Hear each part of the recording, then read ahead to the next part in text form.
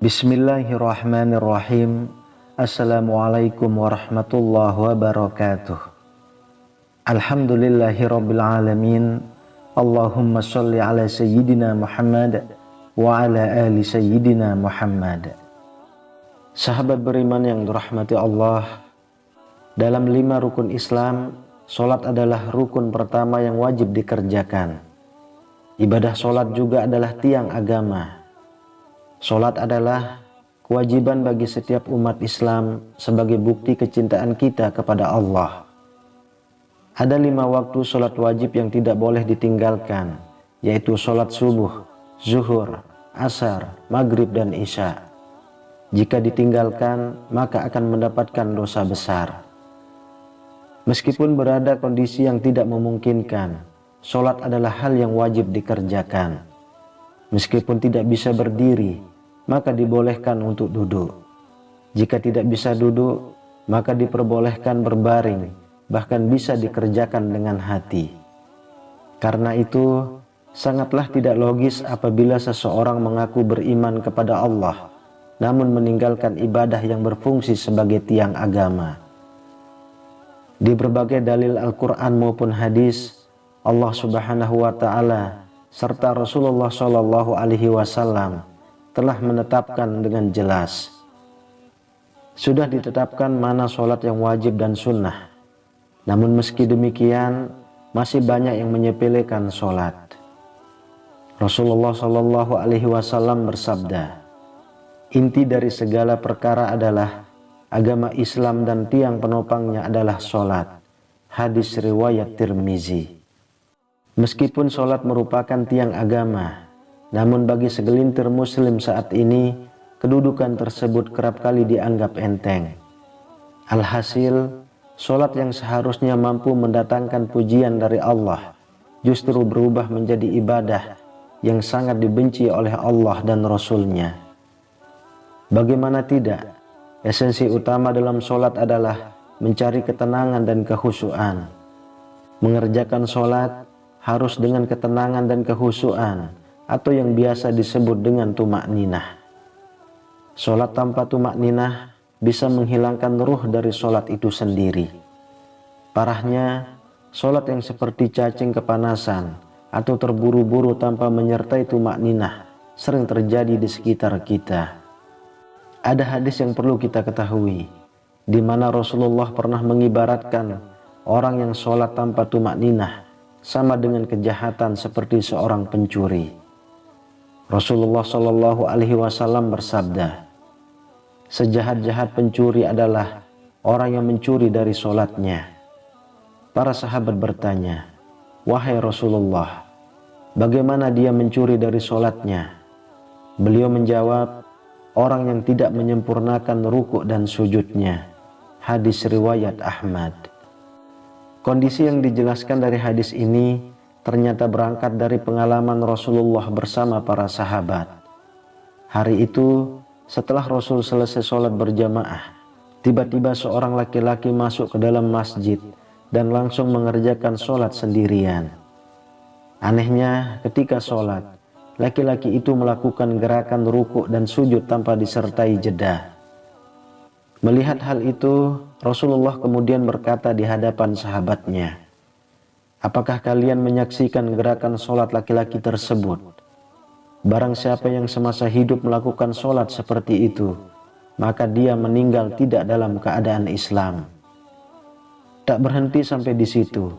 Di hadapan para sahabatnya, Rasul juga mengatakan, model ibadah seperti itu ibarat seperti burung gagak yang sedang mematuk darah, atau seperti orang lapar yang hanya makan sebutir atau 2 butir biji kurma tanpa pernah merasakan kekenyangan.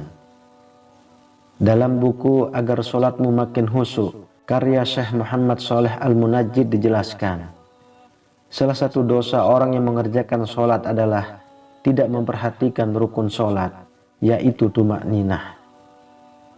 Memang tidak ada yang bisa menyangkal tentang perkara diterima atau tidaknya suatu amalan, hanyalah ketentuan Allah Subhanahu wa Ta'ala. Tetapi sebagai umat muslim, kita juga harus mengetahui bahwa ibadah-ibadah yang telah ditetapkan rukunnya tak bisa diubah atau dilanggar.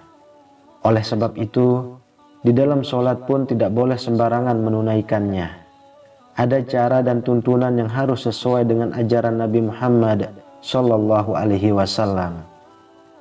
Dalam suatu hadis, Rasulullah Sallallahu Alaihi Wasallam bersabda, "Sesungguhnya pertama kali yang dihisab atau diminta pertanggungjawaban dari segenap amalan seorang hamba di hari kiamat kelak merupakan sholatnya. Bila sholatnya baik, maka beruntunglah ia. Dan bila mana sholatnya rusak, sungguh kerugian menimpanya." Hadis riwayat At-Tirmizi.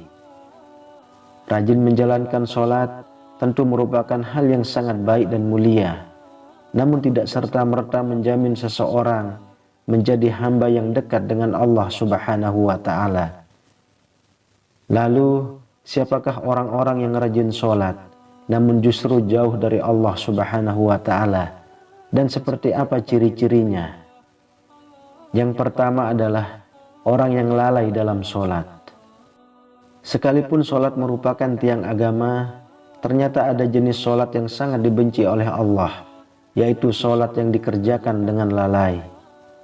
Pada hari kiamat nanti, ada banyak orang yang membawa sholatnya kepada Allah. Kemudian mereka mempersembahkan sholatnya kepada Allah. Lalu sholatnya dilipat-lipat seperti dilipatnya pakaian yang kumal. Kemudian dibantingkan ke wajah mereka. Allah tidak menerima sholatnya. Bahkan ada yang celaka dengan sholatnya.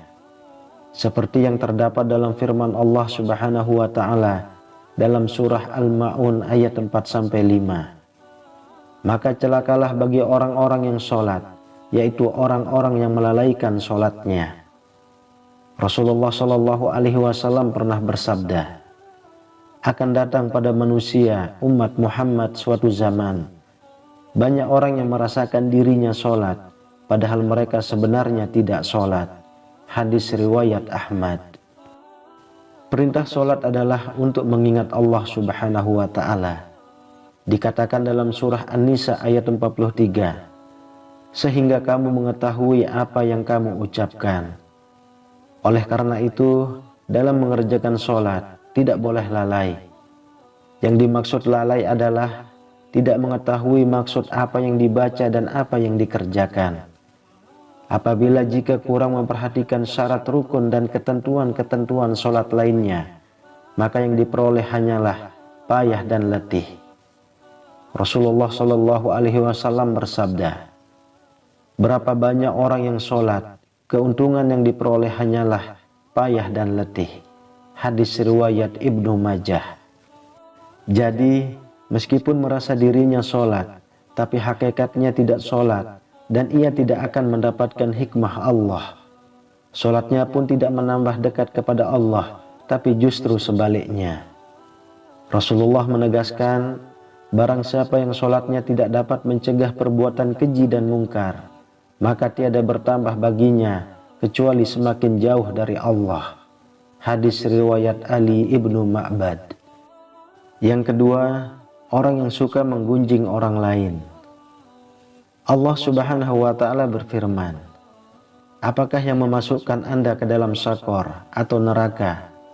Mereka menjawab, kami dahulu tidak termasuk orang-orang yang mengerjakan sholat, dan kita tidak pula memberi makan orang miskin, dan merupakan kita membicarakan yang batil bersama dengan orang-orang yang membicarakannya, dan merupakan kita mendustakan hari pembalasan hingga datang kepada kita kematian.